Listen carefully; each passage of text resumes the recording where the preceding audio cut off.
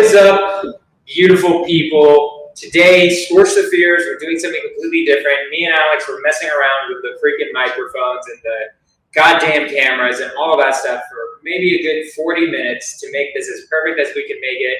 We thought, hey, we both live in Denver, we're both friends, why not do this live, right? Like, why do this in our own houses on Zoom? Obviously, this is way cooler, but also way more challenging technologically wise. But here we are. So it's good. Alex, welcome to Skorch the Fears. I appreciate you having me. Yeah. So basically, I mean, it's Skorch the Fears, but we talk about a lot of mindset, getting over fears, all of that good stuff, right?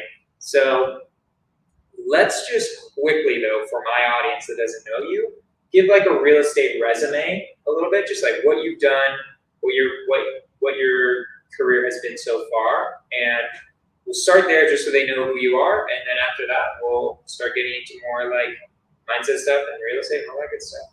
Awesome, sounds good. So I started my real estate journey about 2 years ago now, so I've been doing this full time ever since. Little backstory, so I actually got laid off my W-2 job the same day that I was on my way to go see Pace and Grant Cardone and Rob Dyrdek and all these other people. Nice. And so after that, I just knew that this was a path, so I just went full in. Nice. What have you done in real estate so far? So like, what have you been doing? So we've done a variation of things. I've been with my current team for about a year. Yeah. And we have done about 50 creative deals in total as a team. And we just are focusing on wholesaling, flipping, a lot of Section 8 now as well, and co-living. Nice. Cool. So that's been our main focus. Love it. And where at? Like in Denver, all across the country? Mostly in Texas and the Carolinas. Okay. Our main markets, and some in Colorado. Okay, cool. Awesome.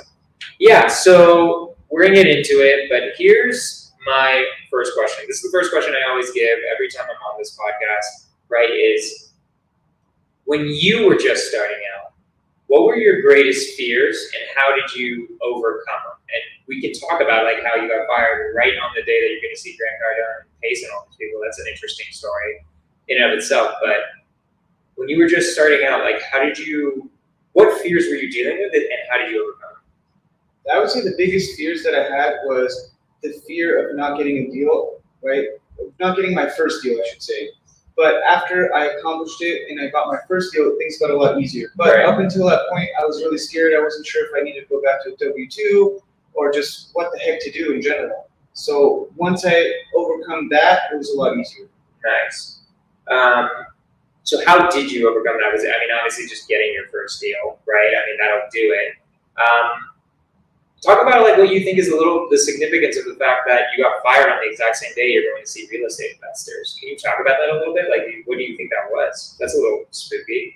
Well, I know for sure that was the universe telling me that it was a sign for me to go into real estate full time. I already wanted to quit my W-2 job, but I was super scared. I really like that security of the W-2, right, where you get consistent checks and you don't have to worry about anything really. So it was a big change for sure. What made you want to switch? I just was sick of having a boss and being told what to do, and just the whole W-2 corporate structure. I was just completely sick of it. My last job, I was in tech sales, so I sold software. Okay. So it was like I was selling data analytics software, which was incredibly boring for me. Right. And I was able to do it, but it was super boring, and I was just super sick of it. Right. Gotcha. Makes sense. And so you're just sick of it. You're like, I want to try out real estate or try out something, try out entrepreneurship. Did you always have an entrepreneurial drive? Like, have you ever started any other business before that? Or was it literally like, oh, I think I could do this real estate thing? So I always wanted to be an entrepreneur. And as a kid, me and my brother, we would just do like lemonade stands and things like that. Yeah. But not as an adult where I had my own business. So this is the first time. Okay, nice, nice. So what if so far, you've been in business 2 years, you said? Exactly. 2 years. What have been the greatest challenges so far for you, right? I mean, it's a big change, W-2, going into a whole new world of entrepreneurship. What have been the biggest challenges so far? I would say the biggest challenges for me has been just finding the right team and being around the right people, right? Yeah. At the beginning of my journey, I didn't do that, right? And you just live and you learn. That's how I look at it. So I had to go through all these learning lessons to experience it and say, hey, this is not what I'm looking for. And now I understand what I need in a team. and what I need to surround myself with to become a winner. What is that? I have to be around people that are positive and they're on the right track and they're looking to do the same thing as me. So if they're looking to accomplish the same goals as me, I know I can be around them because we're on the same trajectory. What were you finding initially? So like they weren't positive, they were incredibly negative. What was happening? Yeah, I mean, I don't want to speak bad about anybody, but the people that I was surrounding myself We want to hear with. names. We want to hear names right now, ladies and gentlemen. Just kidding. Keep going. Yeah, so it was just a lot of negativity and just not being positive about things. And the thing is, like, a lot of people didn't like these people, so that also didn't help. Okay. So you're hanging out with a bunch of people that other people also didn't like. Exactly. As well. Good and that's job. all I learned from that, right? It's Good. a lot of learning experiences. No, of course. So talk about your structure right now, because I think you have a lot of partners. You have like 4 total? Yeah, including you? Total, it's me and 3 other business partners, and then we have 10 virtual assistants, and we have an in-house transaction coordinator. What is each person's role? So each person's role is a little bit different. So we have 3 managers, and the managers will basically manage the rest of the girls. They're going to. Who are the girls? What does that mean? We call them the girls. They're all. The VAs, they're all girls? Yeah, they're Not a girls. single guy? Not a single guy. Sexist practices at the Kamenetsky LLC against men. So, is he a feminist or is he a sexist? We don't know. Keep going. So we have 3 managers, and they help us with all of our day-to-day tasks. So any task that we need done, we always send it to them, like any paperwork needs to be filled out. And we have 1 helper for the TC side. We have 1 full-time video editor. So each of them has a different role, and we have 1 acquisition. How about you as the partners? Because that's the thing that I've always found kind of interesting about your business is that seems like a lot of freaking partners. That's a lot to get the expenses paid and to get all of you fed. So have you guys like kind of delineated who's supposed to be doing what? Exactly. So each of us has a different role. So my main role is capital raising and basically network relations. So I'm in charge of that mostly. That's pretty much all I do all day is just capital raising our deals and find new deals. And then each of us has a different role, like you were saying. So what do they do? What do your partners do? So Angel is in charge of acquisitions and disposition, and he's really good at talking to Spanish buyers because he speaks Spanish fluently, so that's super helpful. Mitch helps me with the capital raising part and kind of just oversees everything. Burge is on the tech side and also helps with acquisition and disposition. Nice. Cool. He's definitely our integrator. Okay, nice. Yeah. It's like 3 visionaries and then 1 integrator. Basically. Very Well, fun. Angel helps him a lot too, actually, with the CRM Nice. and all the ads and stuff like that as well. So I'd say 2 integrators and 2 visionaries. Nice. Totally makes sense. So, okay, pretty cool. What do you guys feel like in your business right now is the most challenging part? Like, what are you guys dealing with? What are you guys like, hey, this is like kind of what we're working on right now? Like, what's the biggest challenge in the business currently? I would say the biggest challenge is just to, the deal flow is there, so I would say the biggest challenge is just having more PMLs. So that would be the biggest Capital challenge. raising. Yeah, exactly. Gotcha. Yeah, capital raising, I feel like, at least in my life, it's just always been networking, right? It's all about networking. It's just networking, like completely networking, using your network, all that type of stuff. Yeah, it can be hard to get the PMLs after a while, for sure. Depends on how much you need. I joined Vina Jetty's program literally just to learn capital raising. I've been learning little bits and pieces. So it's just your network eventually, and just like what type of people do you have in your network? How many rich people do you know? How many versus like having broke friends or whatever. Cool. We got that as a challenge. What do you feel like is like if you had to talk to a newbie, what would you tell them? They're like, hey, I want to get into this business. What should I do? How should I do it? What route should I go? What do you tell to those types of people? So if somebody asked me that question, I would just tell them to find someone that is doing exactly what you're doing and see if they can mentor you or help you out. Or what I would do is find a way that you can help them. You can help them find value, and then let them teach you, basically. Okay. Did you do that? Kind of, but looking back, that's what I would want to do. Okay. So if I can go back in time, I would go find someone that's doing exactly what I want to do and see if they can mentor me or find a way to help them so they can help me. Okay. Why do you feel like you didn't do that? Well, the path I just went down, it was basically Just kind of like the fuck it, let's go path. It just happened, yeah. Yeah. It's like I got laid off my W-2 job. I was like, this is what I want to do, so let's go. And I just went all in. And yeah, that's how I got here. By trial and error. A lot of it's how I did it too, right? Like I always go back and forth with what I would tell a newbie.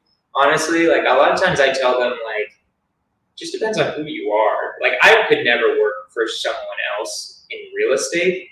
I would just not be happy. I'd rather just, if I'm going to go work for someone else, I'm going to be making 200 grand at a sales job, like personally, like that's what I would be doing. So it just depends on the personality. I think working for someone is a good way to learn, but also I feel like in some ways it makes you lazier because you only have to do one part of the entire business. So if you just learn acquisitions and then you're like, damn, now I'm on my own and I have to do way freaking more than acquisitions, it feels rough in comparison, right? For sure. So I don't know. Like I think Pace says work for someone else. He didn't work for someone else. You didn't work for someone else. I didn't work for someone else. I don't know if that's the best way to do it. I think working for someone else is fine if you're like really scared and really just need like a beginning, and that's cool and all of that. But that goes back to the point of how many acquisition people have you had total? Probably like 8 now. See, and all of them wanted to start their own eventually. Yeah, either they want to start their own eventually, or it just wasn't working out. Yeah, or they're with me now. But yeah, I mean, I don't know. It's just an interesting thing. What do you feel like makes most real estate investors unsuccessful? Definitely consistency. Yeah, that's what I would say. Like not having consistency. Like you have to be consistent with all the aspects, right? Like if you're going to be cold calling, you have to be consistent cold calling and making sure, right? I mean, that you did that a lot in the beginning. I did that at the very, very beginning. Yeah, until you build all these relationships with all these other agents, right? That takes. Well, at the very beginning, I did direct to seller. Very, very beginning. Okay. I did direct to seller for the first year, and direct to agent, which was a whole nother story. But yeah, I didn't cold call agents ever. I always did the text messaging. But yeah, no, you have to just do small things all the time, right? I totally agree. Do you feel like you just see people, they come in 3 months and leave? That's usually what I see. It's like people just don't. The cool thing about real estate is everybody can be successful. I think you will be successful if you just always do it, right? If you do the thing over and over again, you have to make money. There's no other choice. Like you just have it just happens. Yeah. Because you're doing so much. Even if you suck at closing, you will close a deal if you just put in the output, right? You might not become rich, but you will definitely get deals closed eventually, right? And you'll figure out the way that you're supposed to do it. So you're traveling a lot, right? I know this because I'm in Denver. I'm trying to hit him up, right? And he's just like, no, I'm in Louisiana or whatever the hell you are. Okay, Louisiana. Why? So you're going? Are they conferences or what are you traveling for? Yeah, we did go to a lot of conferences this year. We haven't been in the past couple months. Just trying to chill in Denver a little bit. But yeah, we've definitely been. But what were those conferences for? Were they can learn new things? Was it networking? What was it for? All the above, right? Like I always like to go to conferences because you never know who you're going to meet, right? It's all about networking, and that goes back to our relationships. So a lot of the conferences, what I look for is just to meet new people. I can learn something new, and it's always good to hear new speakers, and they're fun. Okay, cool. What direction do you want to just keep doing creative deals? We've been talking about doing cash deals. Are you thinking about leaning more towards cash deals? What's your acquisition strategy? Where's the company going right now? Definitely more towards the cash side. Like if we find a good creative deal, we'll definitely buy it. Real quick, define what a creative deal is, just from an audience that doesn't know. Yeah, subject to or seller finance. Which is? So subject to is a really great way of purchasing a property. So it's a win-win situation for not only you, the buyer, or also the seller. So how it works is when you buy a property subject to, you are transferring the deed to you, which is the buyer, and then the debt will stay in the existing seller's name. I know it sounds really crazy. A lot of people are like, how is that possible? But it actually works It's really possible. because a lot of people are in bad situations where they can't pay their mortgage anymore. They're about to go in foreclosure. You get some crazy deals. Like I'm in contract right now, the one that I was telling you about at lunch. It's 2.75% interest rate, 0 entry fee. It's literally, I'm just paying closing costs. That's pretty good. Yeah, pretty solid. And it cash flows as a long-term rental, right? And it cash was like $100. I mean, that's a win. It's a win, right? I mean, like what I'm gonna do with that one, I have to check out the deck. The deck might not be safe, which might cost like $5 or $10 grand or something like that. I'm not sure if I need to create a whole new deck. We'll see. But it is still a good house in a very mediocre area. Super mediocre area. It is the south Colorado Springs area that's like fountain but not fountain. It's fountain. It's basically fountain, but it's not fountain because it says Colorado Springs on it. I think worst case scenario, you can just long-term rental, which is totally fine. Yeah, and it'll be meh. What I want to do is I want to utilize you and other people that I know to lease option it out. Or what about, have you looked at Section 8? No, I don't want a Section 8. I feel like the tenant base is terrible. We love Section 8. I think it's amazing. But isn't the tenant base worse? Oh, 100%. Yeah. I mean, the tenants are worse for sure, but it's guaranteed. You know, it's guaranteed income. Yeah. I mean, I get it. The government pays for it, which is cool, right? It's amazing. Right? But aren't you only, let's talk about Section 8 for a second, because I don't know much about it. So, how I understand it is you get slightly more rental income, or is it rental rate? So, it's a lot more than a regular long-term rental. How much? I would say like 1.5 times, for sure. Okay, that is a lot. I mean, it's a significant amount more, and it weighs out the cons of having tenants that are like that, right? Like, yes, they have lower credit scores and stuff, but you still do your due diligence on them. If they're like really, really bad, then you won't put them in there. But like, you just have to use your own judgment. Like, yes, it's worse, but at the end of the day, you're making a ton more cash flow, and it weighs itself out. So, how does one find a Section 8 tenant versus a long-term rental tenant? Like through the housing authority, and you can also advertise at Section 8, and people will hit you up with the vouchers. Okay. So how does it get decided? Is it literally always 1.5 times the rental rate? Or no, every city is different. So like, there's a website, I can give it to you, and it basically tells you the exact rental rate. Interesting. That would be interesting. That might be it. I mean, I think that could be a good play. So I think either way, you should definitely buy it because it's 0 entry fee. I mean, closing costs. That's amazing. It'll be 3. That's awesome. Yeah, it's cool. It's so like 1950. Well, what happened is basically he was behind in arrears, and I hired an amazing TC that not only got rid of the arrears, but got rid of the arrears, and then an extra month of monthly payments paid for in November, and then paid for in December. So I also get 2 months of free rent, which would be cool. So why don't we just partner on and do Section 8? Let's go. We can. If you teach me Section 8, I'll give you half the deposit or something. We'll manage it, and then we can split it. I don't know. I kind of want to keep the house. It's pretty goddamn good. It's like a free house, guys. Either way, we'll show you how to do it. Yeah. Yeah, I know, but I'll go after this look at those websites because that's interesting. I didn't know it was 1.5 times the rent. That's a lot. That would kind of be worth it. What is the downsides? That they could be bad tenants. Right. Like, they can mess up the house. Okay. I mean, there's like deposits in place, but there's always a risk, right? Right. So I would prefer to put a Section 8 tenant in there and make more cash flow and take a risk and take an L on the long term for sure. Yeah. I definitely kind of want to do that on I also have, we've talked about this, like bad investments, right? Because you can make bad investments in sub-2s. I have an investment there that's pretty bad that would be much better for Section 8. Because right now, it's in the part that's fountain, but not fountain. I think you should just move there. I mean, you already have properties there. Bro. I'm not going to live there, dude. I'm buying properties here and just praying that like the majority of the population of Colorado Springs slowly moves southwards because it is terrible, honestly. But like, we can live in Denver. We can have properties all over. Whatever. We don't have to live in Thompson. Well, you're selling me on Section 8. It makes it sound way easier. But I'm curious. I want to know. I don't know if it's our easier than the long-term rental, but it cash flows a lot more. That's what I can say for sure. Gotcha. I would do Section 8 over a long-term rental all day long. Gotcha. What are your qualifications for a Section 8 tenant? Like, what do you go like? There's Section 8, and then how do you qualify them? I mean, as long as like they didn't murder someone, they're good to go. That's it? What about income? I mean, income, as long as they have the voucher, then they're pretty much good.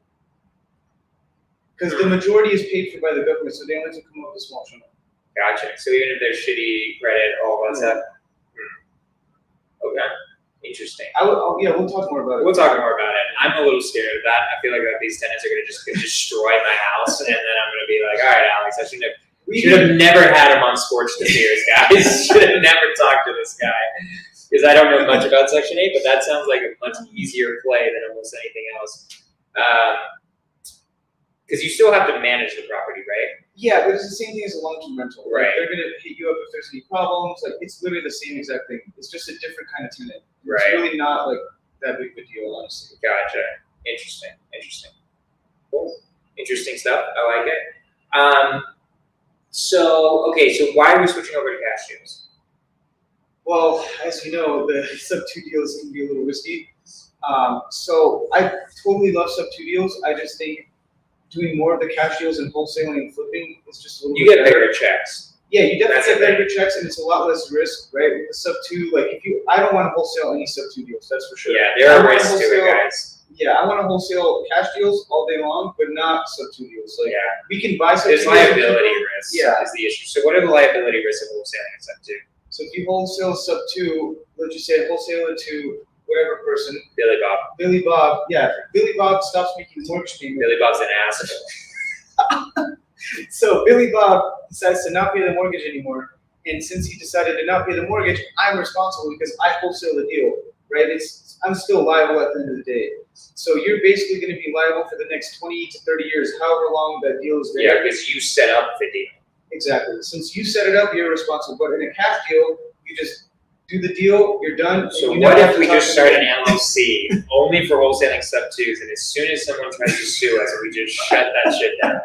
Would that work? No, Ah, because it's going to get still trailed right back too to bad, you. guys. Don't Yeah, don't commit do fraud. that. Don't commit fraud. Cool. Okay. Yeah, I mean, I love cash deals more. Like sub-2s, I'll keep and I'll own, right? But I don't like wholesaling sub-2 deals. Like if I feel like I can keep it and make money on it, so like this sub-2 deal, I'm for sure gonna keep. I'm gonna figure out a way to keep it just because it's so cheap, and it's 2.75%. He bought it in 2019, so we're already like 5 years in the mortgage, right?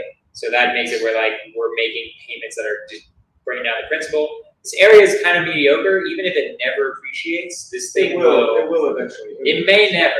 No, This I think is it will. I think Fountain, Colorado. Okay, we're talking about. Pueblo and these other places are way worse. Let me just It say, could be worse. Fountain, Colorado. I've owned one there for 2 years now. It has not appreciated at all. Not a single bit. It's been quite aggravating. So Give it about 10 years. Okay, 10 years it'll go up like 30 grand.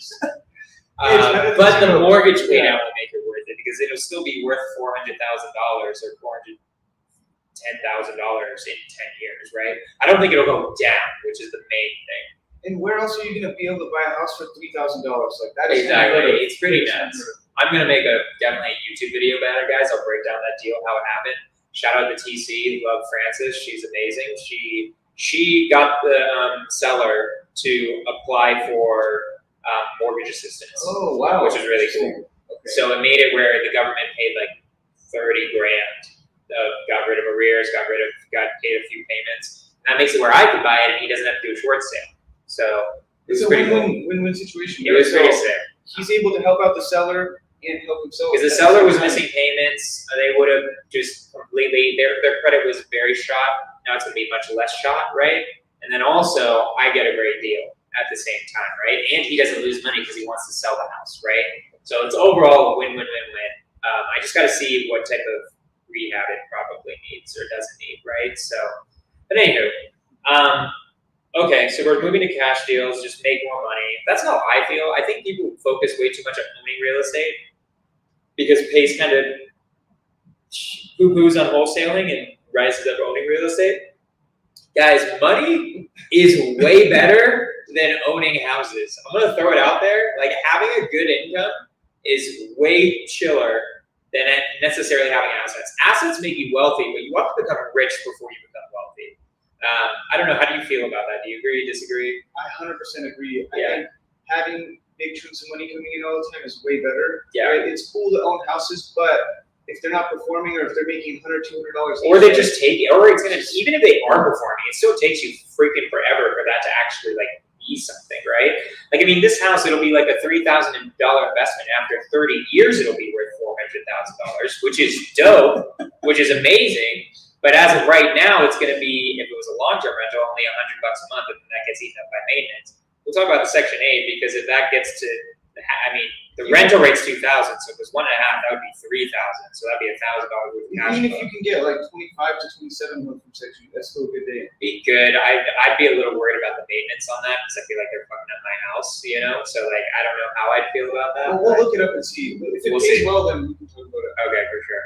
So anyways, yeah, so I think that would be pretty cool. So so we're doing more cash, doing more flipping, more wholesaling. What are you doing in order to start that transition? So we are having a lot of our virtual assistants do a lot of the cold calling. Okay. And then me, Angel, or Verge will get on the phone. Direct to seller? Direct to seller, exactly. Okay. Yeah, so they'll do all of the cold calling, kind of warm up the leads. We'll talk to them, and Mitch as well. All of us will jump in if one of us can't talk to them. And yeah, they're able to just do massive amounts of calling and texting, and that's all they're able to do. Why not do direct to agent? We haven't tried. I used to do a lot of direct to agent when I did wholesale. Do you like it or dislike it? I liked it. I think direct to agent is great because It's easier. you can build a lot of relationships really quickly, and once you do a couple deals with one agent, more than likely they're going to bring you more. They're your guy. Yeah, so then if you just keep building those, I love direct agent. I think it's great. Yeah. So I really like your method. It's going good. I'm just curious what people are thinking and like why they're thinking one way versus the other. So what are your end goals? Like, where are you going? What does Alex want to become in entrepreneurship and in real estate? What are your goals in life? Yeah, I mean, my goal in life really, like if you just take away real estate, like I recently found out my purpose, which was to help people who were in my situation before. Nice. But in the real estate space, I would like to, it would be nice to have Strippers and a Bugatti, right? This is like what I'm like thinking knew that of. was coming out. I think it's gonna be strippers and Bugattis. But keep going about the whatever keyword that situation, that story. No, I mean, in real estate, like, we just want to keep building. We want to have a lot of cash flow, and the end goal is to basically have everything automated where our virtual assistants are pretty much doing everything. Yeah. So that's what we're You'll eventually need to hire like an operations manager. well, like also I'm just thinking like closers a lot of times need to be Americans at some point. I know you're really big on that, which I respect, and we've talked about this before. Where all of I the just think it's acquisition hard people- for VA. Like, do you feel like there are any VAs who are close to being as like either any of you guys as closers?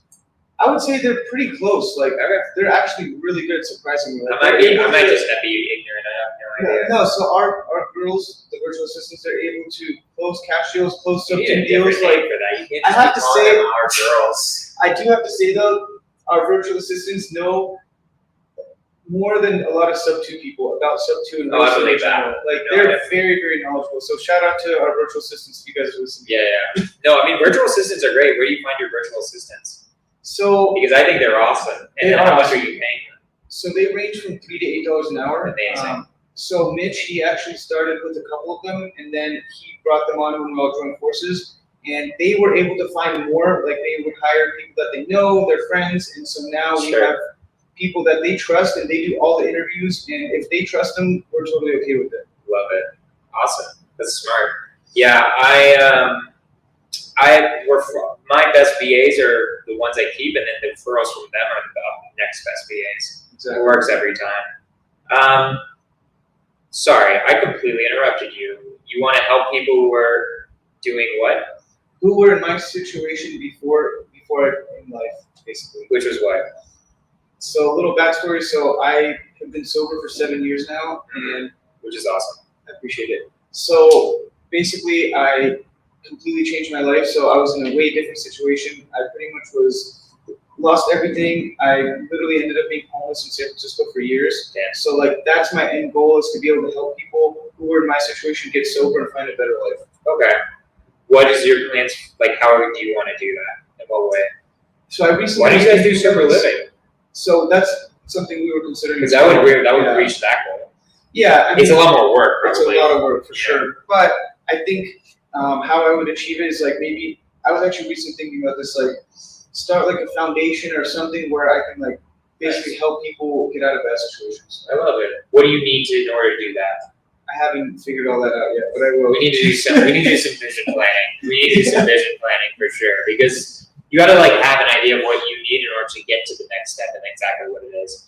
Like for me, my wholesaling business, I just want to get it to 100 to 200 grand every single month consistently forever, more or less. And then with that, then I'm going to start doing all the other projects that I want to start doing. Like, I mean, I'm going to still do this anyways, but like do a flip every once in a while, raise money for multifamily and get started in multifamily deals. Wholesaling, I love. It's just like, I think it's a great business that you can make 100 to 200 grand every single month. Which is amazing. You just have to. I'm not there yet. Hold on, don't get. I'm not quite there. I've had 100 grand months before, but it's not. I don't usually get it there consistently, and so I'm working on different business processes that we do it. For me, it's all team management. It's always working with people and trying to get them to be the best potential closers and the best potential salespeople as possible, right? And that circles right back to consistency, right? Yeah. So you're super consistent. You've been in real estate now, what, 4 years? 4 right? years. So you've been doing this full time for 4 years.